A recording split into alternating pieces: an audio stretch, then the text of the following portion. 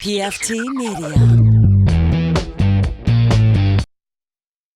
What's up, my dudes? It's Billy D. Welcome to the Post-Mortem. Shut up and sit down.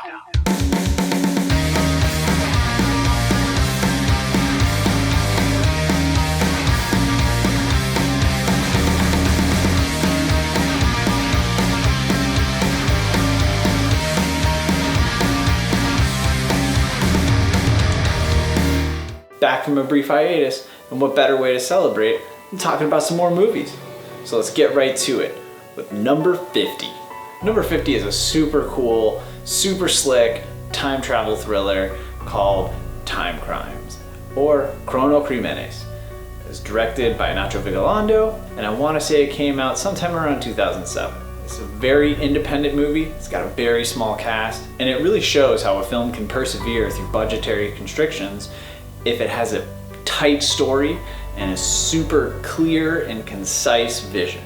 This movie asks a question, what if you built a time machine, and what if when you turned it on, someone got out of it? That's the whole plot to this film. It really defies explanation without seeing it. Like it's one of those films that you want to talk about immediately after watching, and you want to talk about with people who've seen it, because you don't want to ruin the surprises of this film, especially because it's so simple. However you're going to watch this movie, go out, see Time Crimes. It's not a waste of time. Number 49. Number 49 is an all-time favorite of mine. This is a movie I saw when I was about 17 years old, and it's just stunning. I would call this the Citizen Kane of British horror films. And that's the original The Wicker Man. Please don't get this confused with the Neil LaBute, Nicolas Cage disaster.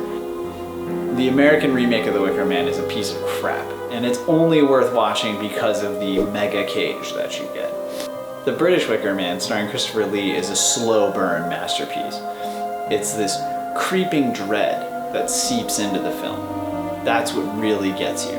It's about a police officer from Scotland Yard who's contacted by an ex-girlfriend saying that her daughter has gone missing.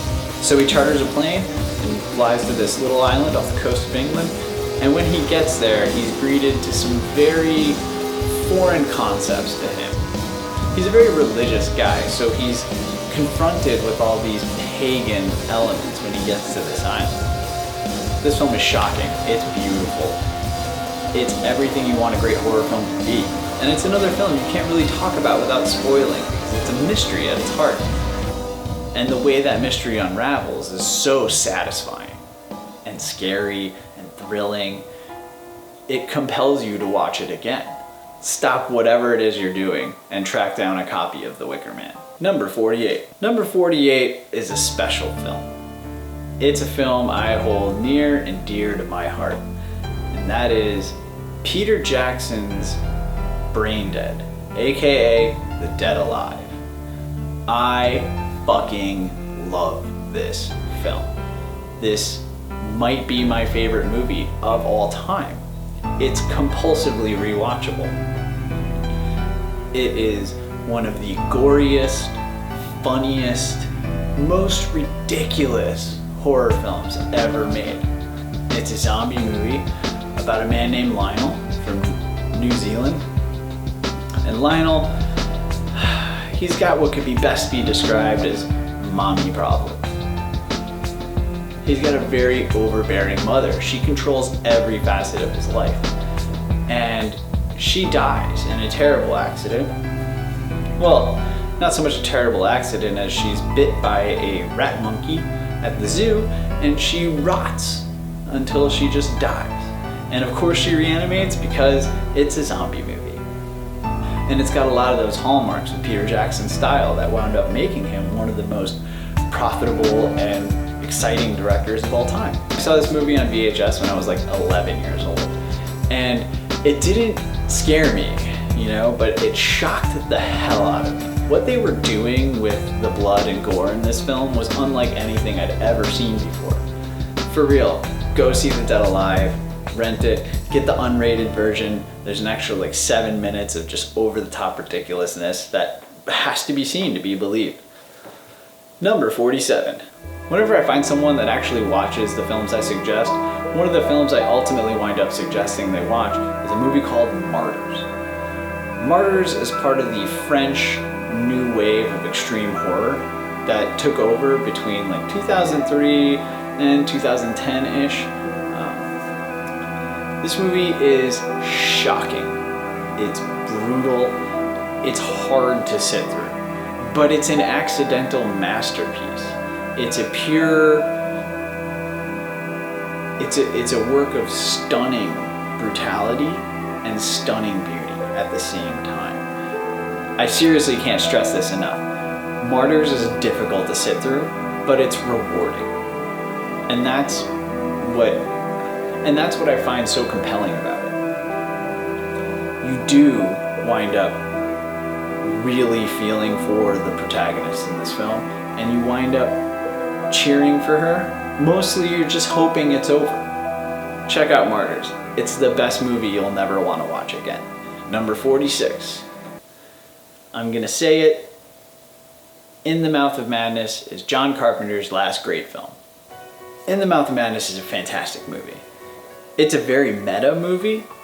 It's probably the best H.P. Lovecraft inspired horror film ever made. Sam Neill plays an insurance investigator who's hired by a publishing company to track down a missing author. The publishing company doesn't even care if the author's alive or dead. They just want the final manuscript of the author's book. That's it. And what transpires is a descent into madness.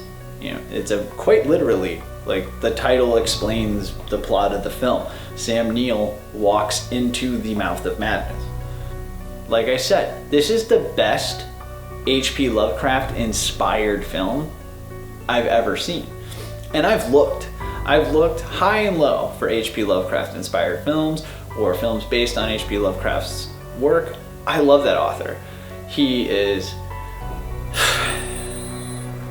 There's a lot to be said about him, but his impact on the horror community and the genre at large is undeniable. He's a giant in horror literature, the same way Stephen King is a giant in horror literature. But John Carpenter did something amazing. He took the Cthulhu mythos and he worked a whole new story out of it, which was actually part of Lovecraft's grand vision for the mythos. He wanted other authors to play in his sandbox and see what they came up with. John Carpenter plays in Lovecraft's sandbox and crafts one of the best horror films of the 90s. Episode 11, done. We have a long way to go, so don't worry, there's more in store. I'll have the last words coming shortly, and I hope you all enjoyed my Comic-Con wrap-up. Shout out to Ron, because I met him at New York Comic-Con, great guy, and you know, we had a really good time. And I hope to see you all again next year. Until next week, stay cool. I'm Billy D.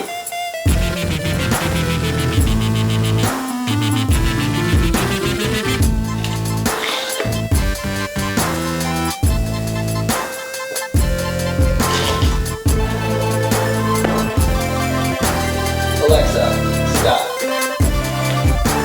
Damn good coffee. Alexa, stop. A PFT Media production.